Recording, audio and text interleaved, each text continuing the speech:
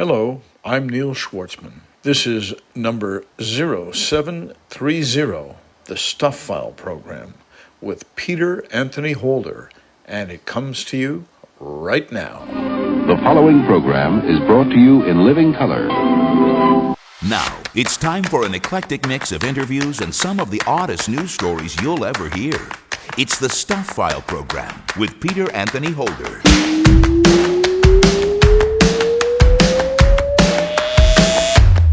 Hey there, hi there, ho there! Peter Anthony Holder here with you, and yes, this is indeed another edition of the Stuff File program, number 0730. And coming up on this edition of the Stuff File program, you'll meet Rob Schwartz, who is the son of Morrie Schwartz of Tuesdays with Morrie fame. He has just edited and released his late father's book called The Wisdom of Morrie, Living and Aging Creatively and Joyously. Why did it take so long to release this book? I didn't rediscover the manuscript until about 6 or 7 years after Tuesdays with Morrie was out and being celebrated. So that's the first thing. But after that, yeah, it did take a long time. It took me a long time to edit it. In addition to this whole project was tied in with me grieving for my father. And, you know, that can be a very long process and definitely made it a deliberate one, a slower one. Tyler Schwanke is a filmmaker and an author. His debut novel is Breaking In, a comedic crime caper about a filmmaker who uses their own heist movie to pull off a real live heist. Where did this story come from? About 12 years ago, I was out of college. I was working production jobs, which, you know, it's basically free lunch and credit. It's not enough to get out of my parents' basement. So I got, you know, a real job, a day job, air quotes here. And my first job was working for a security company as a monitoring specialist. And I kind of got this idea about, you know, just you have access to all these codes and stuff, and the wrong kind of person got in the wrong hands. What they could do with that. Marc Hartzman from WeirdHistorian.com is in with the weird story for the month of August. This one is about a Canadian giant. Angus MacAskill was 7'9", 425 pounds. But he wasn't just big, he was also extremely strong. And there's a lot of information about the different feats of strength that he would demonstrate, mostly to people who would want to challenge him. He wasn't actually the kind of guy who wanted to go out there and show off his size or his power. But because he was someone who certainly couldn't hide in a crowd, people were curious about him and wanted to see just how big and strong he actually was. And there's lots and lots of Stuff File news, and of course, an idiot of the day. The guest slater, the person who told you this was show number 0730, was Neil Schwartzman, who is a cybersecurity vigilante who really knows his way around the evils that lurk online and what can be done about them. Neil, thank you very much for doing the guest slate on this edition of the Stuff File program, a show that is listener-supported, fan-funded radio that depends on you for our success. Join us at patreon.com to help make this show an even bigger and better radio experience. Well, let's get right to the stuff.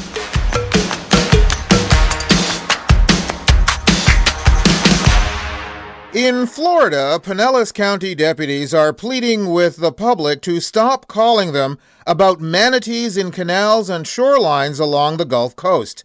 People think the manatees are in distress because they're swimming in herds and thrashing about, but officials stress that the sea cows are only mating.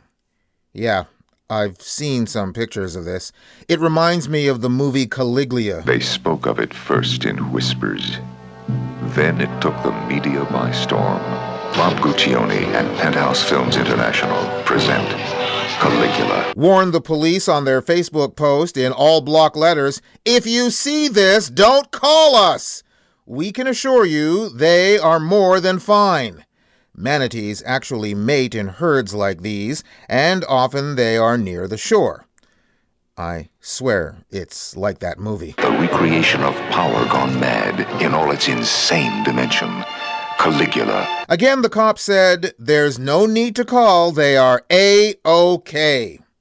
Wow, perhaps they can remake that movie with just manatees. Caligula. No rumor can match the reality. Speaking of scoring, if you're keeping score, it's Water Cooler 1, Seattle Mariners 0. The Seattle Mariners are down a player after outfielder Jared Kelenic took on an unlikely opponent in the locker room, a water cooler. Kelenic kicked the cooler after striking out against the Minnesota Twins on July 19th and suffered a broken foot as a result. Manager Scott Service said Kelenic feels terrible. He knows he let a lot of people down. He will be out of commission until early September. While his recovery may be long, he will not require surgery, just therapy for his fractured ego. In a stunning stroke of genius, the Alpha and Omega Funeral Home in El Salvador started offering Barbie-themed coffins last year. With the movie's summer release, undertaker Isaac Villegas said they've been swamped with orders and they have sold out of the hot pink caskets. Villegas wanted to promote the pink coffin as it has become a trend. Of the 40 people who inquired about it, they've already closed a contract with at least 10 new clients. Similarly, in Ecuador, Funeraria Oliveras is offering a Barbie house coffin so you can rest like Barbie. One manufacturer gushed about their product. This coffin, with its striking bright pink color, represents the spark and energy of those unforgettable moments they lived.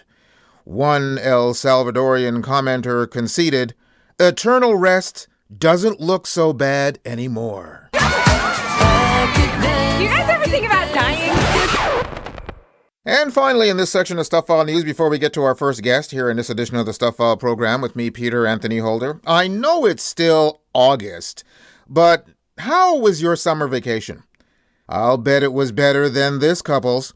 50-year-old Alan Stevens of Hull, England, booked a surprise 17-day trip for his wife's birthday to the Dominican Republic in late June. When they arrived, however, it was clear the resort's 5-star rating was a mistake. While at the resort, Stevens and his wife observed a variety of alarming behaviors. Said Stevens, "When we went out to the pool for the first time, we saw guests smoking weed in the pool, people having sex in the pool, one woman being sick all over herself in the pool, and another guest actually defecate in the pool. It was disgusting." Wow.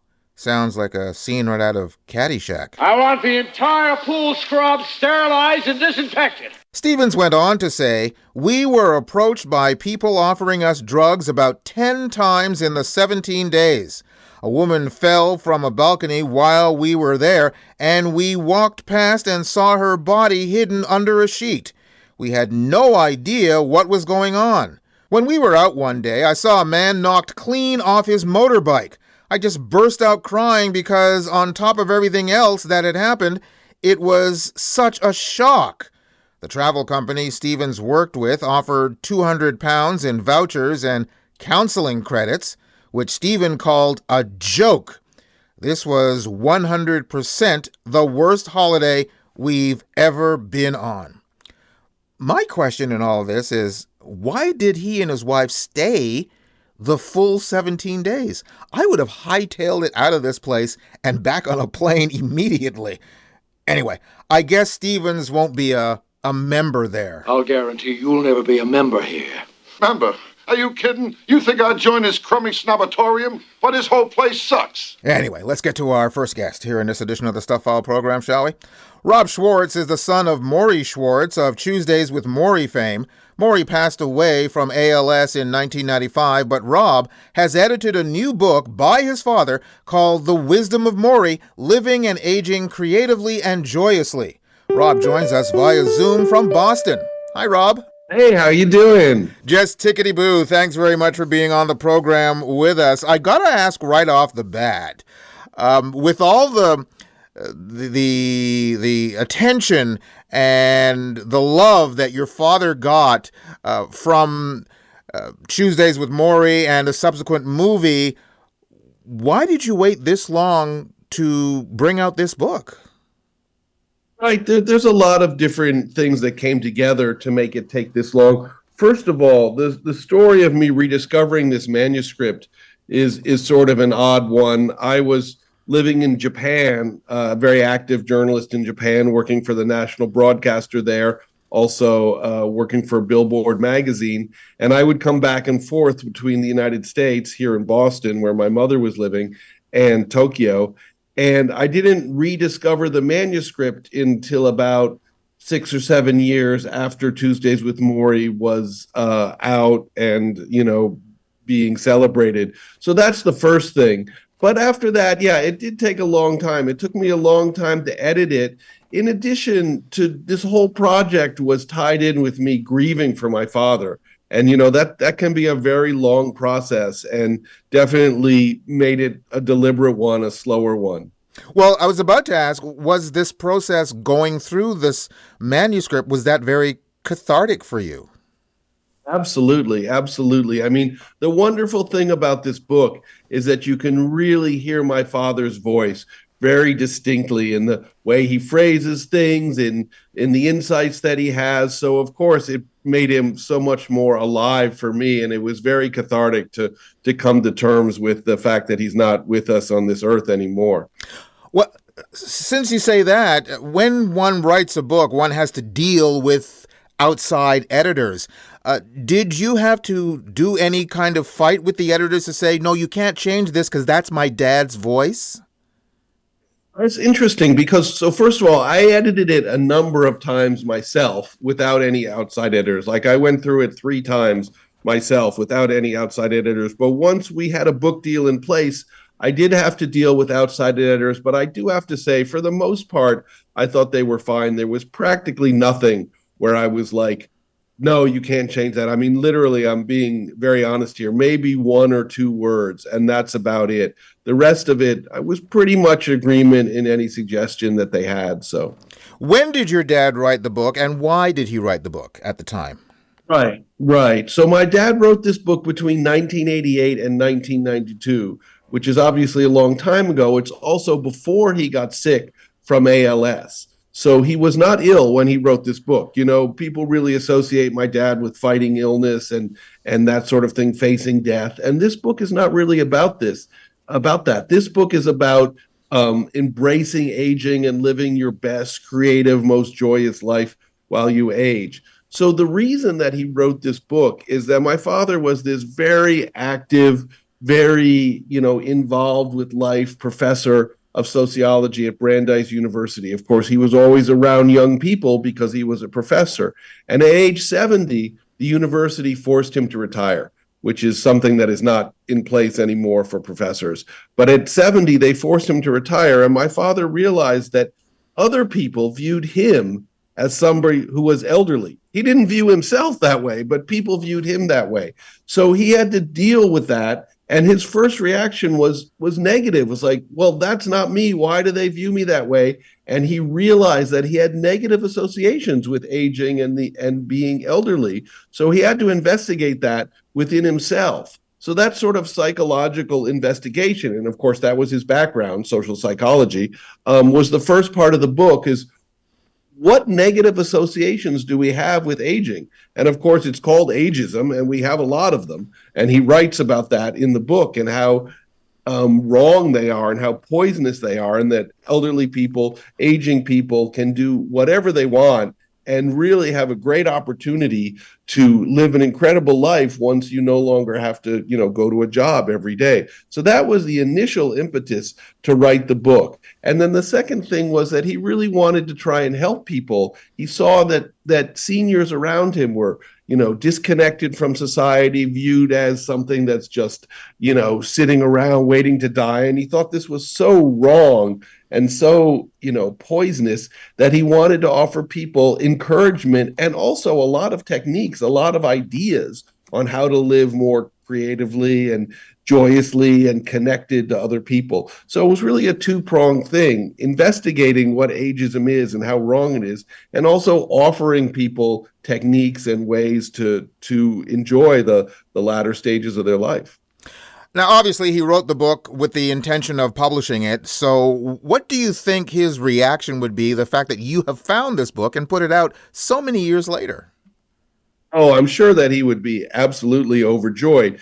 You have to remember, it's a strange context because my father never saw Tuesdays with Morrie, nor the success of Tuesdays with Morrie. So that would be a revelation for him, that he's somebody who's known by the general public, and his words and his ideas, his wisdom has already been taken in by the general public and appreciated. So that would be the first step that he would have to understand if he was going to think about this book.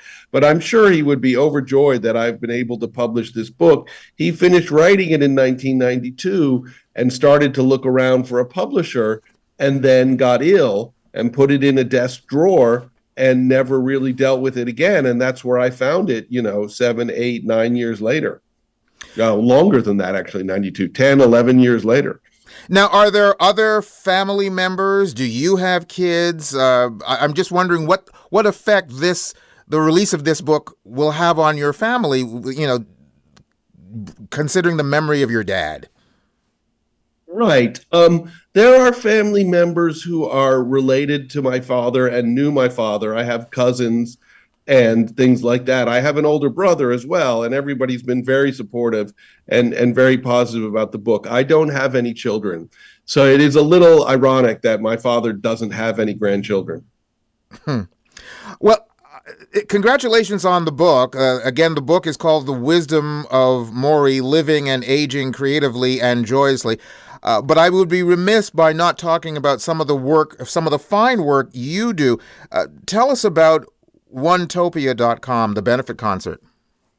Sure, absolutely. So I've gotten together with a musical artist from Germany who lives in Dubai, Evan Clausen, and he is really concerned with what he terms the mental health crisis in the world. And if you really think about it, it really seems like he's right. There's so many people struggling with mental illness, struggling to deal with this very complex world that we live in now. And he feels like this crisis is really not being addressed. So we decided to put together a benefit festival called Onetopia, and we've created our own foundation, Onetopia. All of the net proceeds of the festival are going to be distributed to mental health groups, mental health organizations throughout the world. And we're planning on a big benefit festival in Las Vegas probably in September of 2024. We're in the planning stages now. We have many people on board. Many people are supporting us, legendary people from the music industry, the founder of Jive Records, the guy who put together Live Aid. So lots of people who have done fantastic work in the music industry are supporting us, and we're really, really happy.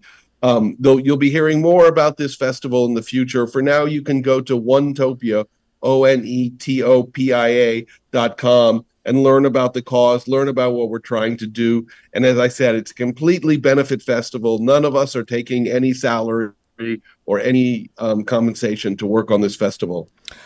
Dare I say, the idea of you working on something that deals with mental health, I would like to think that just based on everything that your dad did, that he'd be very proud of you about this topic. Well, thank you. I mean, I think that he would be very, very interested in this. Obviously, his entire life work was centered around mental health and, trying to have people properly integrated into society, which is also what The Wisdom of Morrie, the book, is about. But yes, I think he would obviously be extremely interested in this festival and what we can do to make a better awareness about mental health nationally and internationally. And again, people can go to Onetopia.com. That's the written out one, Topia.com, correct? Right, that's correct. And we have the whole festival explained there, people who were involved in it. Like I said, there's a lot of big names from the music industry. So it gives me really great hope that the festival is going to be fantastic. There's a little group of us which founded it, but the people who are involved in it now are really, legendary people in the music industry. Well, congratulations on releasing your dad's book. Again, that book is The Wisdom of Morrie, Living and Aging Creatively and Joyously. And also, congratulations on the work you're doing with Onetopia.com. Thank you so much. And I just want to mention there's also a website for the book. If you want to go and look and see some of the press that's written about the book, it's wisdomofmorrie.com. And lots of stuff is there. Lots of information is there. Thank you, Rob, for being on the program with us. Thank you so much. I enjoyed it. Rob Schwartz, who has edited and is releasing his father, Morrie Schwartz's book, The Wisdom of Morrie, Living and Aging Creatively and Joyously. You can go to my website at thestuffile.com to the page for this show, which is show number 0730, and you'll find links to the two sites he mentioned, wisdomofmorrie.com and onetopia.com, and also links to either amazon.com or amazon.ca, where you can order his book directly.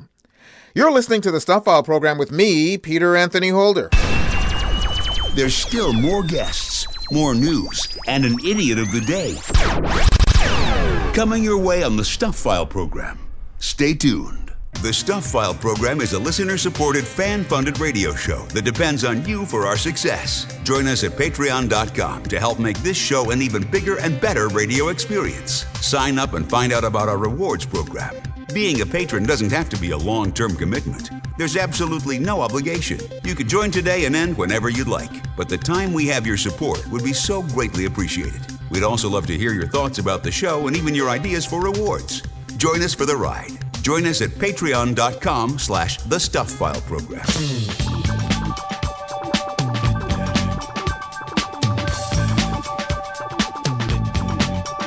You're listening to the Stuff File program with Peter Anthony Holder. In the interest of time, kindly hold your applause until the entire program is over. And still to come on the program, we'll talk to the author of Breaking In, which is a comedy caper thriller. Plus, Marc Hartzman from WeirdHistorian.com talks about a Canadian giant. We also have an Idiot of the Day coming your way, and much more in Stuff File News right here, right now. Early on July 28th, Thornton, Colorado police were called out about a stolen car.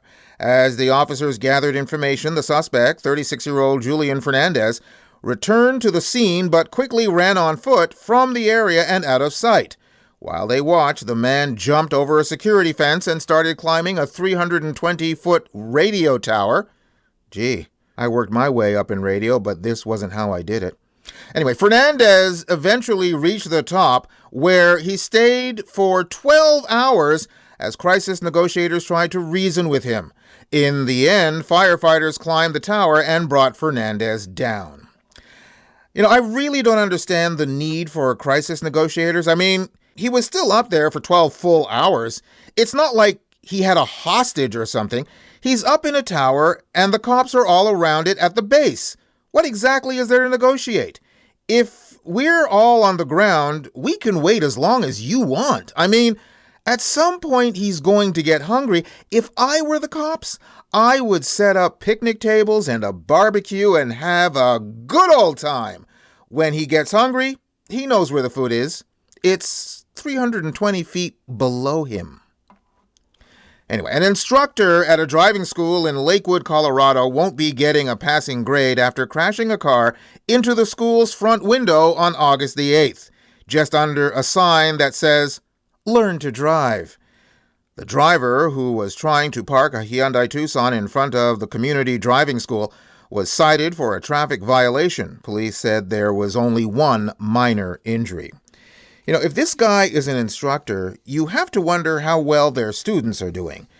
This story is going to really hurt their Yelp reviews. It was just last week on this show when I mentioned the problem at Wilton Manors, Florida, that they had with an overpopulation of lion-head rabbits that some breeder left behind when they moved. Well, there's another problem brewing in Florida, this time in Pinecrest. The problem there is peacocks. That city has been overrun with the large, loud, destructive birds which peck at roofs and cars and relieve themselves all over driveways. The solution? Peacock vasectomies. Dr. Don J. Harris, the veterinarian who will snip the feisty birds, said they're bona fide polygamists. We're going to catch one peacock and probably stop 7 females from reproducing. It's going to have an exponential benefit.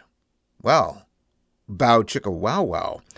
County commissioners approved the plan, and city officials designated $7,500 a month to cover trapping and surgery. I don't know. Some people love peacocks. They're big fans. And finally, in this section of Stuff File News, before we get to our next guest here in this edition of the Stuff File program with me, Peter Anthony Holder, and still dealing with nature gone wild, this is a story that is just really out there. 64-year-old Peggy Jones of Silsbee, Texas, got a little too close to nature for comfort on August the 1st as she and her husband did yard work on their property. Peggy was out on a riding mower when, out of the blue, a snake fell from the sky, wrapping itself around Jones's forearm and started to squeeze. He was starting to dart at my face and come into my face, and he was striking my glasses. And he just kept on and I just couldn't get rid of the snake. The snake didn't do much damage to Peggy. It just pecked on her glasses. Oh, but wait, there's more. You're probably wondering why the snake fell from the sky. Well, it was a hawk carrying its lunch, and that hawk was mighty pissed that it dropped its meal. The hawk came down 4 times to get the snake off of my arm. When I looked down, I had blood all over my clothes. I had blood all over my arm. My arm was torn to shreds, and I had severe bruising. Finally, the hawk got hold of the snake and flew off. Peggy said the whole incident probably took only 15 to 20 seconds. Peggy's husband, Wendell, saw his wife screaming and running in a zigzag pattern. He raced her to the hospital where doctors said most of her wounds were caused by the hawk rather than the snake. Jones says that she is healing physically, but is still having nightmares about the incident. You try to sleep at night, you can't sleep. And you're afraid to shut your eyes because you know if you shut your eyes and you go to sleep, then you're going to have a nightmare and you're going to relive this situation. Thankfully, she will completely heal, but I'm guessing she can no longer stand that song, The Circle of Life from The Lion King. Anyway, let's get to our next guest here on this edition of the Stuff File program, shall we? Tyler Schwanke is an author and a filmmaker. He's here to talk about his debut novel called Breaking In, which is a comedic crime thriller about a filmmaker who uses their own heist movie to pull off a real-life heist. Tyler joins us via Zoom from Minneapolis, Minnesota. Hi, Tyler. Good afternoon. How are you? Just tickety-boo. Thanks very much for being on the program with us. So I have to ask, when people start to write, somebody always says, well, write what you know. And Sure. Here we are talking about a story that is written about a filmmaker who uses their own heist movie to pull off a real-life heist. Mm-hmm. Okay, Tyler, you're a filmmaker. Yes. So, do we need to go any further in this, or are the statute of limitations haven't run out yet? No, we can certainly talk about, no heists under my belt yet, but if this writing thing doesn't work out, I've got an alternative for sure. Okay, so tell us about the story. I mean, beyond what I just described, how it came to be and how you got the idea to write this story. Absolutely. So about 12 years ago, I was out of college. I was working production jobs, which, it's basically free lunch and credit. So not enough to get out of my parents' basement. Certainly not enough to, afford a living, get out of, get married and that kind of stuff I was hoping to do. So I got, a real job, a day job, air quotes here. And my first job was working for a security company. I worked as a monitoring specialist. So I would spend my nights monitoring locations, mostly on the West Coast. And I kind of got this idea about, just you have access to all these codes and stuff, and the wrong kind of person got in the wrong hands. What they could do with that. At the same time, I myself, during my free time, I was trying to send out my thesis short film to different film festivals, and was coming up short, not getting a lot of ins, and if they were being accepted, they were very small festivals, not getting just a lot of credits, and my career, wasn't really moving forward like I wanted to. So I kind of got this idea about a filmmaker that would take, their day job working for a security company, and if they could use that to pull off a heist and then make a movie. That story fizzled, but it grew from there. It kind of stewed in my brains for over a couple of years, and then I came up with this idea of a filmmaker, having kind of an in to a security company to steal film based upon kind of this story that I set out to take. It's about Millie Blomquist. She's a film student out of Fargo. She goes to New York. I was a film student out of Minneapolis that went to New York. And her film, the film school that she goes to, it gets shut down. She doesn't get to make her movie. 7 months later, she's in a movie theater. She looks up at the screen at the coming attractions, and she sees a preview for a movie that's almost shot by shot of what her student film was, and it's a feature length of the film, and it's by the guy who ran the Film Academy. So he's stolen her movie, and she doesn't get any credit by the way that the film school set up. So she decides to use her heist knowledge, right? The movie that he stole is a heist movie, so she watched and documented and all these heist movies to write the script. So she uses that knowledge and grabs her film crew, turns them into a heist crew, and they steal the movie back.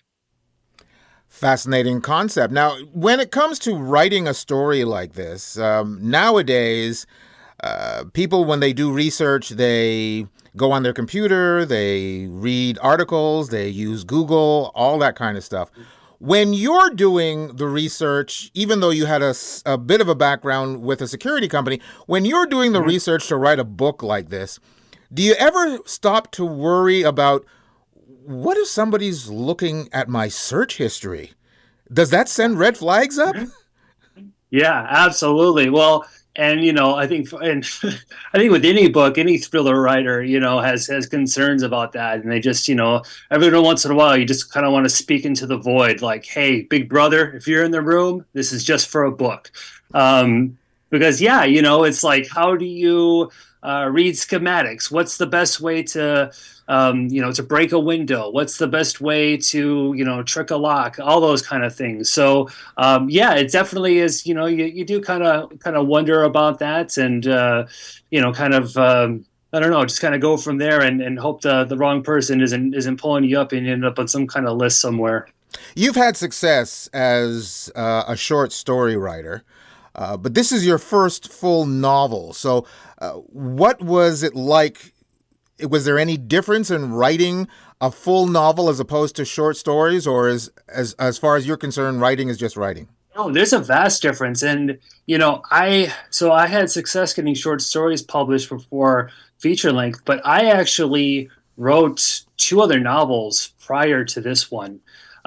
Just one day, like 12 years ago, I decided that I went on vacation. I was working at a staffing company. That's my day job. I'm a recruiter. And I took a break and I read a couple books. And by the end of it, I was like, I think I could do this. And, the first 2 were, they were learning curves, but I really enjoy kind of the longer form. After the first 2, not much really happened with it. I decided, maybe I should, kind of seek some education, and I went to Hamline University to get my MFA. And that's where I started writing short stories, right? So I could get published and then, get enough under my belt to attract an agent. So for me, I absolutely prefer the longer form over the short form. For me, it's really hard kind of having that full character arc, having the change, having some kind of twist or surprise in such a short amount of time, right? I always feel that like I'm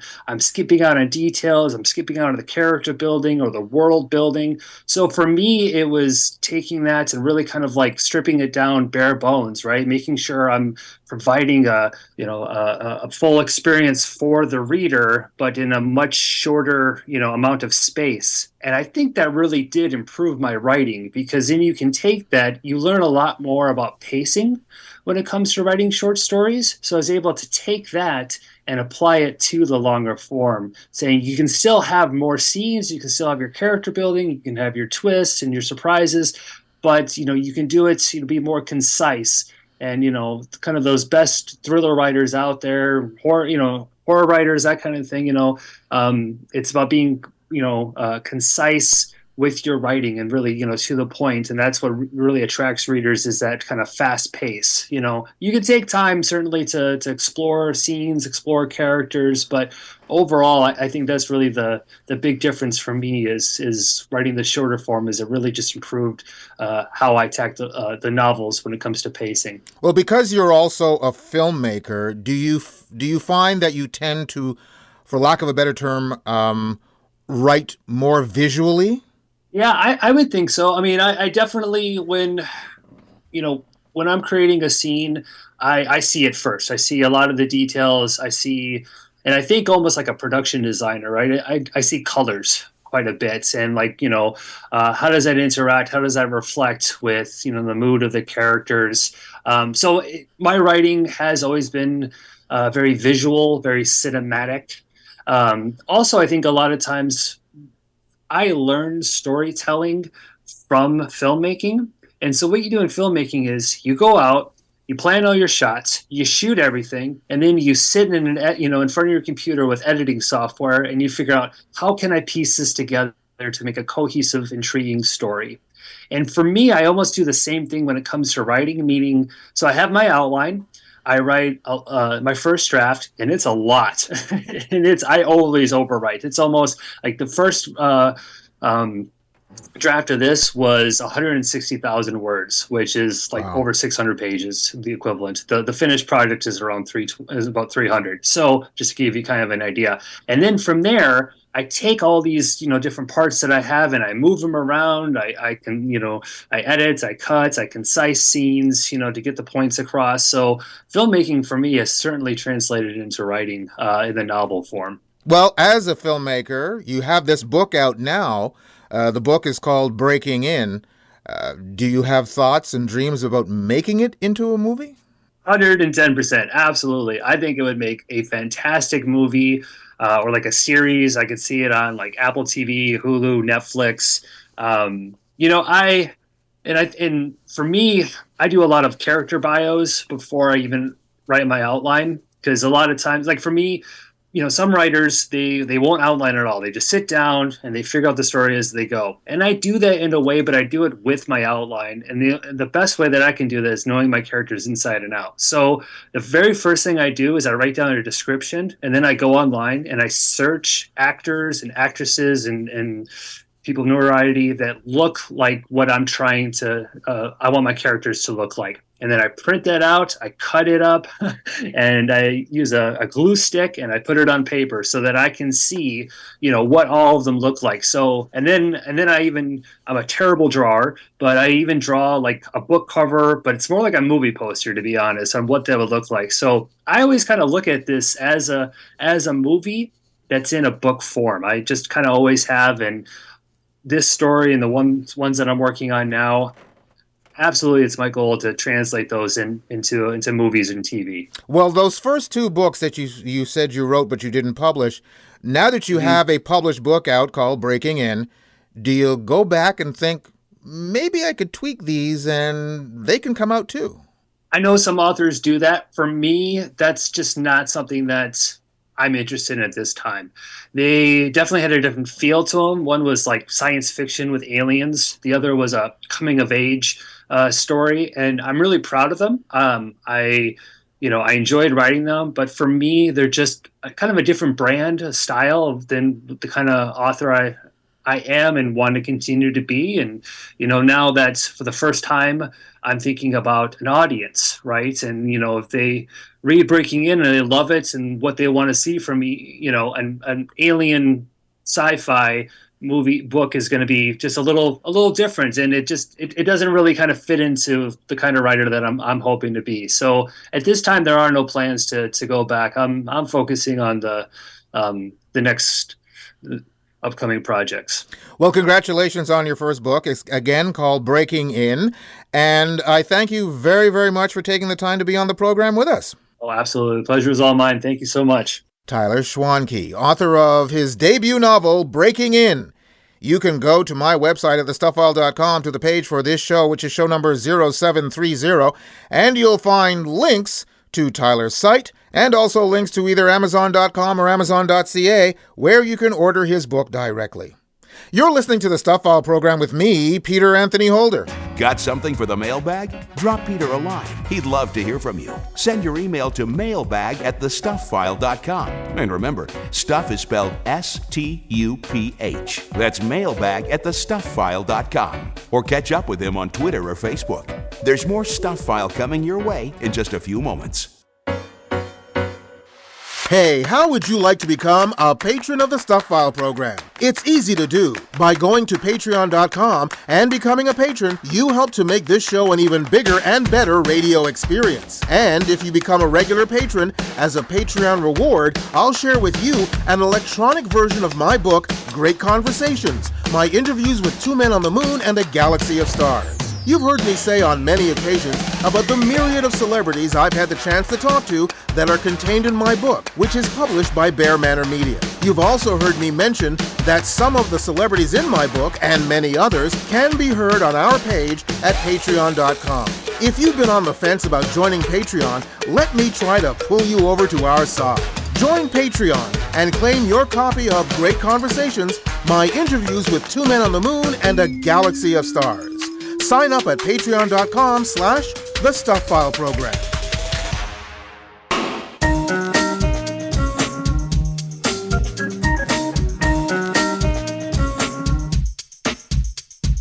You're listening to the Stuff File program with Peter Anthony Holder. It's radio that's now gluten-free. And still to come on the program, we'll talk to Marc Hartzman from WeirdHistorian.com about a Canadian giant. We also have an Idiot of the Day coming your way, and more Stuff File news right here, right now, including it's time once again for the Mayor Larry Vaughn Bad Judgment in Leadership Award. Now, if you fellas are concerned about the beaches, you do whatever you have to make them safe. But those beaches will be open for this weekend. This one is a special case, and it can only be described as a steaming pile of bulldozing. The city of Atlanta said it sent certified letters to Everett Tripodis, warning that the house on his investment property was uninhabitable and that it must be mitigated or torn down. The problem? His property is on Lawton Street, and they sent the letters to Lawton Avenue, which is in a different zip code. Tripodis was in the process of remodeling the vacant house. The letters were returned, so Tripodis got no notification, and the city tore down his house. Tripodis said, the demolition order itself gave the city and its contractor authority to demolition of a home on a completely different street and a completely different zip code. Now, you might say to yourself, why does this story qualify for the Stuff File program Mayor Larry Vaughn Bad Judgment in Leadership Award? I mean, mistakes happen, and even though a house has been errantly demolished, surely the city of Atlanta has apologized and paid him a settlement, right? Oh, my friends, au contraire. The city has served him with a lawsuit demanding $68,000 in costs for destroying his property, or they will confiscate his land to pay for it. He has filed a lawsuit. Oh, you can fight City Hall. Just watch. For their pinhead malicious way of charging the victim for their own mistake, this is why the powers that be for the city of Atlanta have earned the Mayor Larry Vaughn Bad Judgment in Leadership Award. Let's be reasonable, huh? This is not the time or the place to perform some kind of a half-assed autopsy on a fish. A Finnish man reportedly stored 12 kilograms or 26.5 pounds of dynamite in two cars belonging to a friend, saying it was a joke. The owner of the two cars didn't see it as funny and informed the police, who briefly detained the potential prankster. He was eventually freed but remains a suspect. He admitted to placing the explosives on August the 3rd in the cars but said he didn't intend to blow them up. Police have ruled out any possible terrorist intent. The suspect faces up to 2 years in prison. Police authorities said the men knew each other and live in a small village in the western part of Finland. It was not known where the explosives came from. None of the men were identified. Not knowing where the explosives came from, that would be the first thing to find out. Also, for the guy who owned the vehicles, time to get some new friends. And finally, in this section of Stuff File News, before we get to our last guest here in this edition of the Stuff File program with me, Peter Anthony Holder, well, this is a segment we haven't done in a long while, but now we take a moment for a Stuff File program, Chuckles the Clown, Undignified Death. Chuckles the Clown is dead. It was a freak accident. He went to the parade dressed as Peter Peanut, and a rogue elephant tried to shell him. A dairy farmer in Italy faced a brutal death after he was crushed by thousands of falling wheels of cheese. 74-year-old Giacomo Chiapparini, the owner of a cheese-making company in the Lombardy region, was in the warehouse when shelves holding the 90-pound wheels of Grano Padano cheese snapped, causing thousands of wheels of the hard cheese to collapse on him. Prior to the freak accident, Chiapparini was using a machine to rotate and clean the cheese wheels when the shelves buckled, creating a domino effect that brought down a total of 15,000 wheels. An employee who was outside the warehouse heard a loud noise and called for help. The storehouse, which had been stocked with 25,000 wheels of cheese, was destroyed. Firefighters, police officers, and paramedics arrived at the scene as 118 rescuers and canine dogs dug through the debris for 12 hours and moved the cheeses and shelves by hand during the search for Chiapparini. 15,000 90-pound wheels of Grana Padana cheese. Not Gouda for him. And that is a Stuff File program, Chuckles the Clown, Undignified Death. A little song, a little dance, a little seltzer down your pants.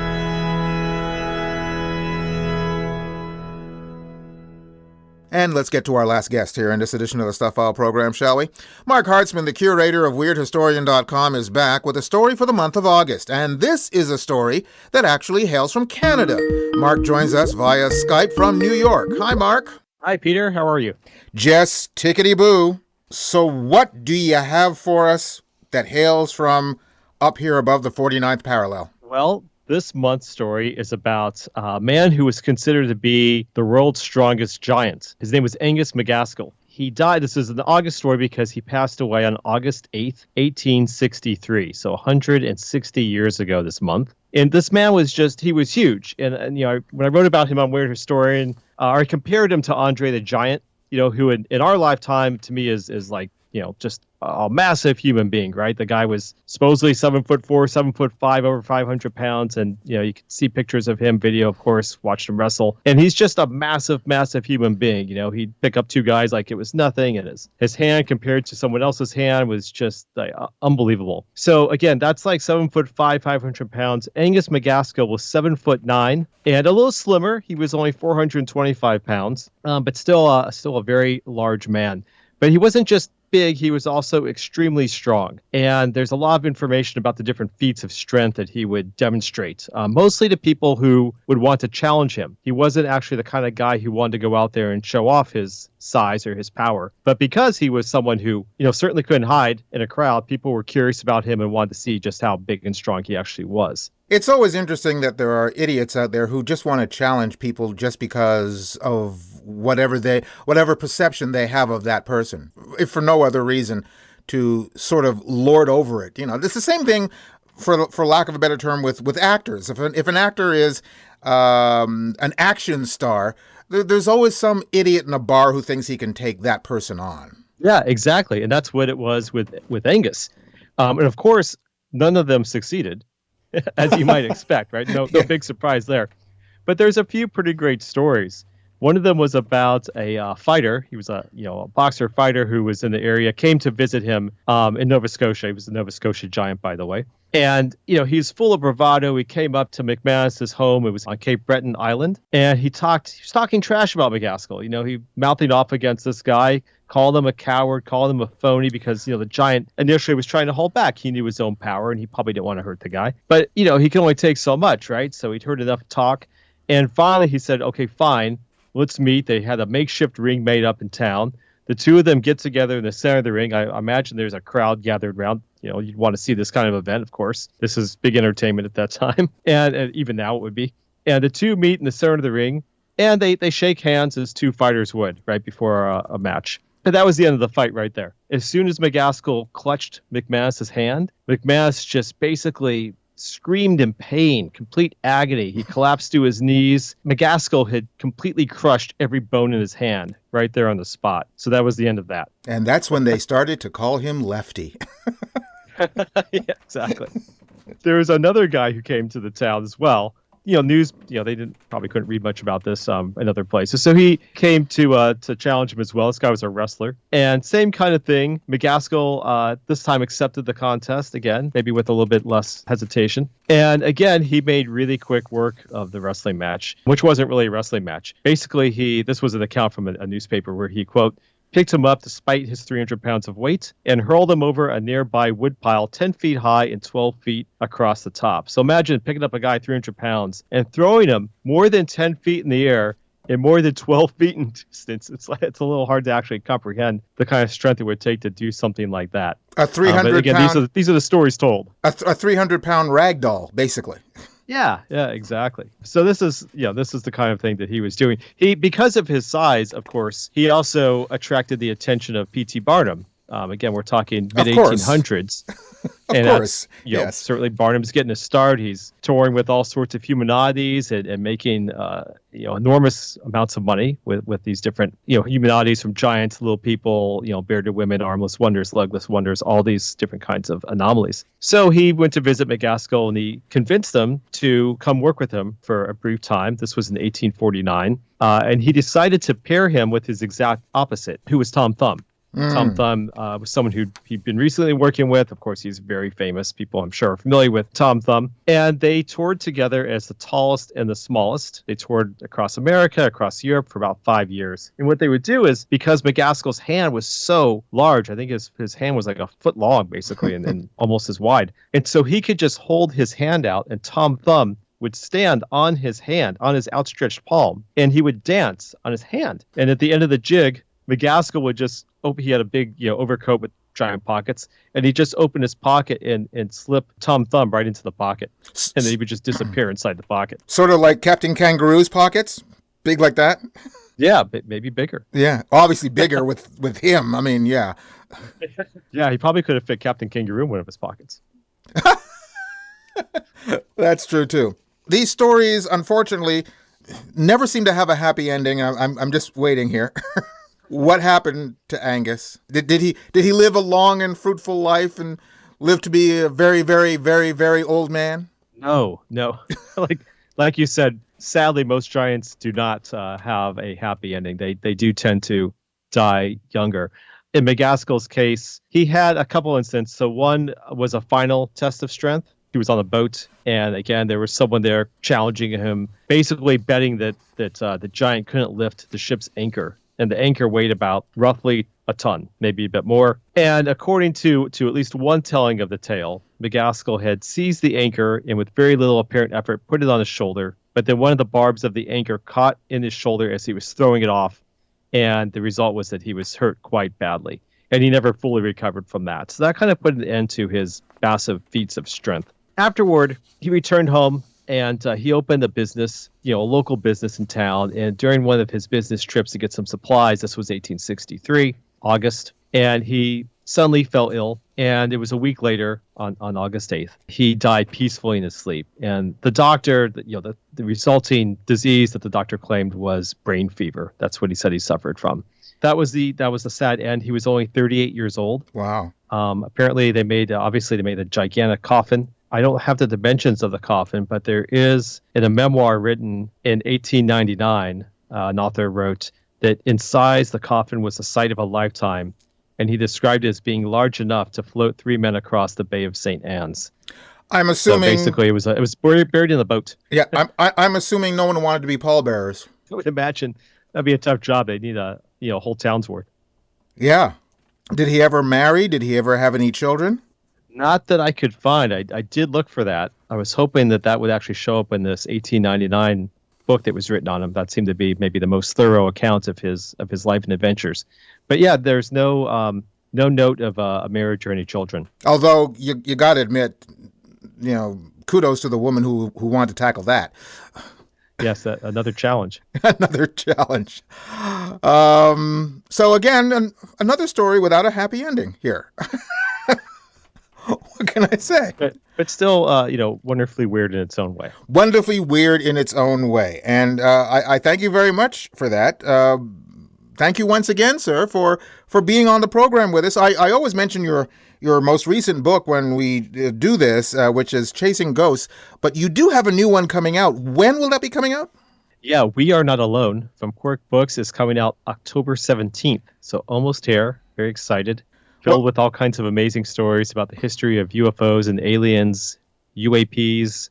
Covers a wide range of history going back through time, particularly going back to the 40s up to current day events, but we dig into some sort of ancient history as well.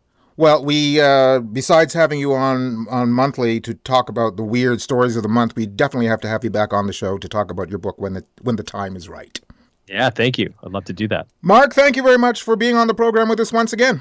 Thanks for having me. Marc Hartzman, the curator of WeirdHistorian.com. He's the author of several books, his most recent one being Chasing Ghosts, a tour of our fascination with spirits and the supernatural. You can go to my website at thestuffile.com, check out the show number for this program, which is show number 0730, and you'll find links to Marc's site, plus links to either Amazon.com or Amazon.ca, where you can order his book directly. You're listening to the Stuff File program with me, Peter Anthony Holder. It's time now for the Idiot of the Day. And now it's time for the strange things adults do. The Stuff File presents the Idiot of the Day. Police in Manheim Township, Pennsylvania, are looking for 24-year-old Decay Anthony Jackson, who allegedly stole 3 cakes and some other items from a supermarket. Security camera video shows Jackson going through self-checkout, but he didn't scan several items, including the cakes. His total was $12.99, not counting the $90.40 worth of items he didn't scan. But they know who he is and what he looks like, since he special ordered one of the cakes to be decorated with a photo of his face, which he provided. Wow. Do I even have to ask the question? Yeah, it's tradition. Now why, oh why, would you shoplift the cakes you special ordered with your picture on it and think that by eating the evidence you would be able to get away scot-free? One reason, and one reason only. You're an idiot! Gee, I'm only a kid, but even I know you're an idiot. And that's it for this edition of the Stuff File program, number 0730. Hope you enjoyed it. The website is thestuffile.com, and once again, stuff is spelled S-T-U-P-H, where you'll find information and links in all of our guests by going to the weekly Stuff File page. Just look for the corresponding program number, and once again, that's 0730. Email me at peter@thestuffile.com. You can also find me on Facebook and Twitter as PA Holder, and don't forget to check us out on patreon.com, where you can become a patron of the program. Hope to see you back here for our next show on the air, online, or as a download. We're coming to you from everywhere, including KDXRadio.com, TrueTalkRadio.com, over the air on World FM in New Zealand, WLSLLP FM in Dade City, Florida, KZZHLP FM in Eureka, California, CKUW FM in Winnipeg, CFMU in Hamilton, CKLU in Sudbury, Local 107.3 FM in St. John, CHSR in Fredericton, and also streaming on just about any streaming service your little heart desires. That's it. Bye-bye. You've been listening to the Stuff File program with Peter Anthony Holder, a presentation of Flying Fish Communications. I'm your humble announcer, Ben Patrick Johnson. Don't let Peter fool you. This program would be nothing without me. What you hear in the rest of the show isn't even Peter's real voice. It's all special effects. His actual voice has officially been deemed as torture by the Geneva Convention.